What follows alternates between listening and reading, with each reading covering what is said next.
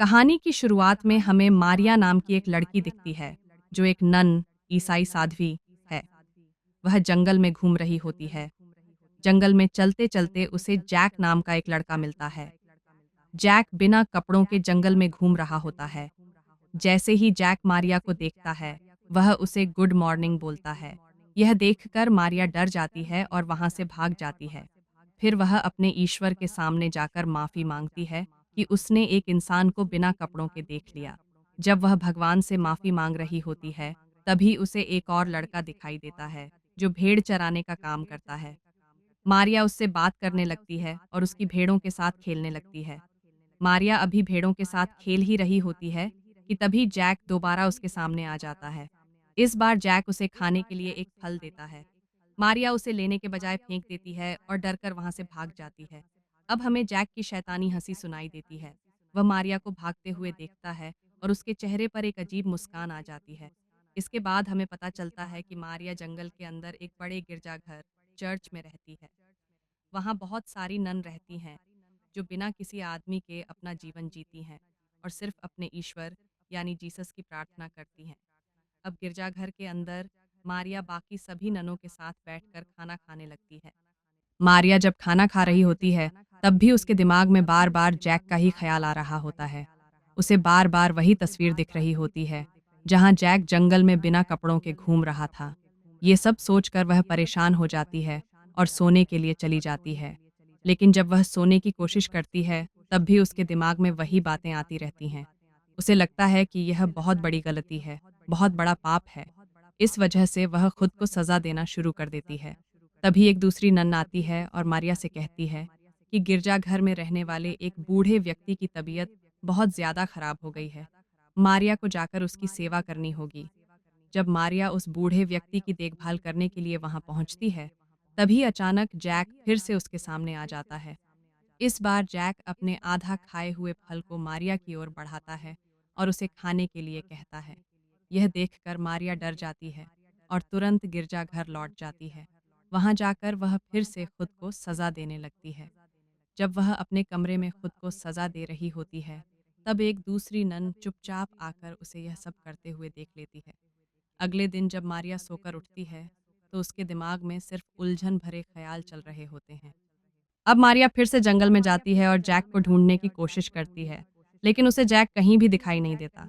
तभी उसे वही लड़का फिर से नजर आता है, जो भेड़ चराने का काम करता है। मारिया उसके पास जाती है और जानबूझकर अपने पैर दिखाकर उसे अपनी ओर आकर्षित करने की कोशिश करती है। वह उससे बड़े लोगों की तरह बातें करने लगती है और पूछती है, क्या तुम्हारी कोई गर्लफ्रेंड है?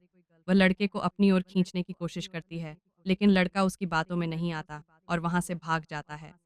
जब वह लड़का मारिया को ठुकरा देता है, तो मारिया को बहुत गुस्सा आता है। गुस्से में भरी मारिया वापस गिरजाघर लौटती है। वहां पहुंचकर उसे पता चलता है कि उसके बगल वाले कमरे में रहने वाली एक नन आत्महत्या करने की कोशिश कर रही है, क्योंकि बाकी की ननें उसे बहुत परेशान करती हैं। लेकिन मारिया उसे बचाने के बजाय उल्टा उसे धक्का दे देती है, जिससे वह गिरकर मर जाती है। एक नन की जान लेने के बाद भी मारिया का गुस्सा कम नहीं होता। अब उसका गुस्सा उस भेड़ चराने वाले लड़के पर उतरता है। लेकिन असल में मारिया का इरादा कुछ और ही होता है। वह इंतज़ार करती है और जैसे ही लड़के की माँ सो जाती है, वह चुपचाप लड़के के पास चली जाती है। फिर वह लड़के के सामने अपने सारे कपड़े उतार देती है और उसके शरीर के साथ गलत हरकतें करने लगती है। जैसे ही लड़का जागता है, वह देखता है कि मारिया उसके सामने बिना कपड़ों के लेटी हुई है और उसके साथ ज़बरदस्ती कर रही है। यह देखकर लड़के को बहुत गुस्सा आता है और वह मारिया को ज़ोर से धक्का दे देता है। इतना अपमान और बेइज्जती होने के बाद मारिया गुस्से में पागल हो जाती है। वह पास पड़ा एक चाकू उठाती है और लड़के के शरीर के एक हिस्से को काट देती है। लेकिन इतना करने के बाद भी उसका गुस्सा कम नहीं होता। इसके बाद वह लड़के के घर में आग लगा देती है और वहां से भाग जाती है। अब जब मारिया गिरजाघर की तरफ लौट रही होती है, तभी रास्ते में उसे जैक दिखाई देता है। उधर गिरजाघर में बाकी की ननें आपस में बात कर रही होती हैं कि किसी ने भेड़ चराने वाले लड़के पर हमला कर दिया है। मारिया ने भेड़ चराने वाले लड़के के शरीर के एक हिस्से को काट दिया था और उसके घर में आग लगा दी थी, जिससे उसकी माँ और वह लड़का दोनों मर गए। तभी मारिया को याद आता है कि जब वह उस लड़के के साथ जबरदस्ती कर रही थी, तब उसका लॉकेट गलती से लड़के के हाथ में रह गया था। लॉकेट लेने के लिए वह दोबारा उस जले हुए घर में जाती है। जैसे ही वह लड़के के हाथ से अपना लॉकेट निकालती है, तभी वहाँ की एक दूसरी नन उसे यह सब करते हुए देख लेती है। वह नन मारिया का पीछा करती है। मारिया जल्दी से अपने कमरे में जाती है, लेकिन वह नन भी उसके पीछे-पीछे वहाँ पहुँच जाती है। नन मारिया से कहती है, अब मुझे सब कुछ पता चल चुका है। मुझे पता है कि तुमने भेड़ चराने वाले लड़के को कैसे मारा और तुम्हारे दिमाग में क्या चल रहा है। ये सुनकर मारिया बहुत डर जाती है। डर के मारे वह भगवान की बजाय शैतान को याद करने लगती है। तभी शैतान उसके हाथ में एक रस्सी दे देता है। मारिया उसी रस्सी से उस नन का भी काम तमाम कर देती है और उसकी लाश छिपा देती है। जब गिरजाघर की बाकी ननें उस नन के अंतिम संस्कार की तैयारी कर रही होती हैं, तब मारिया के दिमाग में ख्याल आता है कि उसने बहुत सारे पाप कर दिए हैं। यह सोचकर वह डर जाती है और भागकर एक गुफा में चली जाती है। मारिया अपने भगवान से माफी मांग रही होती है, लेकिन तभी जैक फिर से उसके सामने आ जाता है।